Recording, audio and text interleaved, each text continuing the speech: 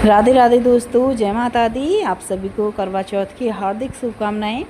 आज की इस वीडियो में आप सबको बताने जा रही हूँ कि क्या करवा चौथ का व्रत कुंवारी कन्याएं रख सकती हैं। तो हाँ, कुंवारी कन्याएं जो होती हैं वो करवा चौथ माता का व्रत रख सकती हैं और सुहागन महिलाएं तो इस व्रत को रखती ही हैं। तो यहाँ पे जो है कुंवारी कन्याओं के लिए इस व्रत के नियम जो होते हैं वो थोड़े अलग हो जाते हैं सुहागन महिलाओं की अपेक्षा।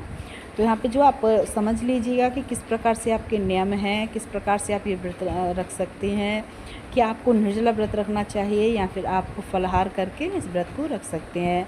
और आपको चंद्रमा को अर्घ देना होता है या फिर तारे को अर्घ देना होता है। तो पूरी विधि मैंने आपको जो इस वीडियो में बताने जा रही हूँ, जो कुंवारी कन्याएं हैं उनके लिए जो है इस वीडियो में पूरी विधि बताई जाएगी कि किस प्रकार से आप व्रत रख सकते हैं, कौन कौन सी सामग्री आपको लेनी होती है, किस प्रकार से आप व्रत रख सकते हैं और कैसे आप जो अपने इस व्रत को पूर्ण कर सकते हैं, कौन से नियम होते हैं जो कुंवारी कन्याओं को मानने होते हैं।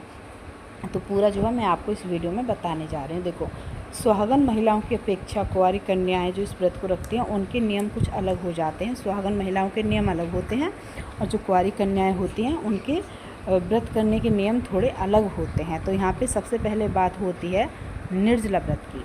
सुहागन महिलाएं तो इस व्रत को निर्जला रह सकते हैं, लेकिन जो कुंवारी कन्याएं हैं उन्हें जो है निर्जला व्रत रखना आवश्यक नहीं है। वो जो है फलाहार कर सकते हैं। जब आप इस व्रत को रखते हैं कुंवारी कन्याएं, तो इस व्रत में जो है आपको निर्जला व्रत रहने की कोई आवश्यकता नहीं होती है। आप जो है फलाहार करके इस व्रत को रख सकते हैं। और जो सुहागन महिलाएं होती हैं वो जो है इस व्रत को निर्जला भी रख सकते हैं। तो कुंवारी कन्याओं की मैंने बात की है, कुंवारी कन्याएं किस प्रकार से रह सकते हैं। तो आप जो है निर्जला व्रत मत रहिएगा, आप जो फलाहार करके इस व्रत को रह सकते हैं। तो पहला तो ये हो जाता है। दूसरा होता है व्रत का नियम अर्घ देने का। जैसे कि बात करते हैं हम सुहागन महिलाओं के, तो सुहागन महिलाएं जो हैं जब वो करवा चौथ माता का व्रत रखते हैं तो उसमें जो है उन्हें चंद्रमा को अर्घ देना होता है। अगर हम वहीं बात करते हैं कुंवारी कन्याओं की, तो उन्हें जो है चंद्रमा को अर्घ नहीं देना होता है। कुंवारी कन्याएं जो हैं वो तारों को अर्घ दे सकते हैं। सुहागन महिलाओं के लिए चंद्रमा को अर्घ देना होता है, जो कुंवारी कन्याएं होती हैं उनको जो है तारन को अर्घ देना होता है। तो दूसरा नियम जो है ये हो जाता है। तो तारे कब निकलते हैं? 6 बजे। तो आप जब करवा चौथ का व्रत रखें तो शाम को 6 बजे आप जो है जब अपना व्रत खोलें तो इससे पहले जो है आप तारन को अर्घ देने के बाद में अपना व्रत खोल लीजिएगा, जो कुंवारी कन्याएं हैं। ठीक है। तीसरा नियम हो जाता है करवा चौथ माता की पूजा विधि का। अब देखो, जो सुहागन महिलाएं हैं वो जो है करवा चौथ माता की जब पूजा करते हैं तो वहाँ पे जो है देखो करवे फेरने होते हैं, माता का श्रृंगार करना होता है, माता को सुहाग अर्पित करना होता है, संकल्प लेना होता है। तो कुंवारी कन्याएं जो हैं वो ये सब नहीं कर सकती हैं। उनके लिए जो है पूजा के कुछ पहलुओं में जो है उनका हिस्सा लेना उचित नहीं माना जाता है।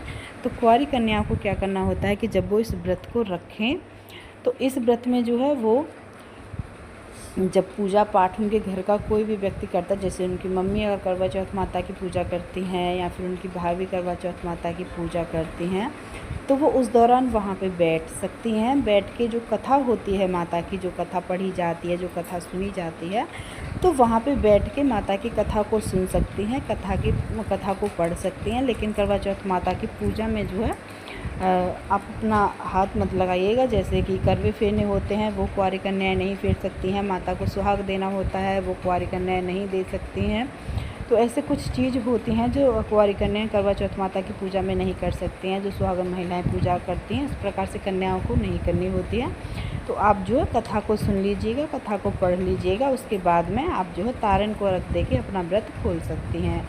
तो ये जो है कुछ नियम हो जाते हैं कुंवारी कन्याओं के व्रत करने के। अगर आप व्रत रखती हैं, आप कुंवारी कन्या अगर आप व्रत रखती हैं तो कुछ नियम होते हैं, ये नियम आपको मानने होते हैं। अगर हम यहीं पे बात करते हैं कि जैसे आपका रिश्ता हो गया है, अगर आप व्रत रखना चाहती हैं तो आपको क्या करना होता है कि अगर आपका रिश्ता है तो आप जो अपने ससुराल में फ़ोन करके पूछ सकते हैं कि आपके यहाँ पे किस प्रकार से व्रत किया जाता है। जिस भी प्रकार से आपके ससुराल में व्रत किया जाता हो उस प्रकार से जो आप व्रत कर सकते हैं।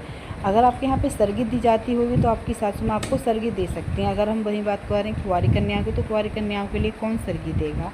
तो उनको जो है फलाहार करके ही व्रत को करना होता है। अगर आपकी शादी हो जाती है वो तो निर्जला भी रह सकते हैं या फिर फलाहार करके भी रह सकते हैं। अगर आपका रिश्ता हो जाता है तो आप जो एक बार अपने ससुराल में बात कर लीजिएगा। जिस प्रकार से आपके ससुराल में व्रत रखा जाता है, आप जो है इस प्रकार से अपने यहाँ पे व्रत रख सकते हैं। लेकिन कुंवारी कन्याओं के नियम जो है वो थोड़े अलग हो जाते हैं, जो कि हमने पूरी वीडियो में आपको बताया है कौन कौन से नियम हैं, कैसे आपको पालन करना होता है, कैसे आप व्रत रख सकते हैं, कैसे आप जो है अर्घ दे सकते हैं, कैसे अपना व्रत खोल सकते हैं।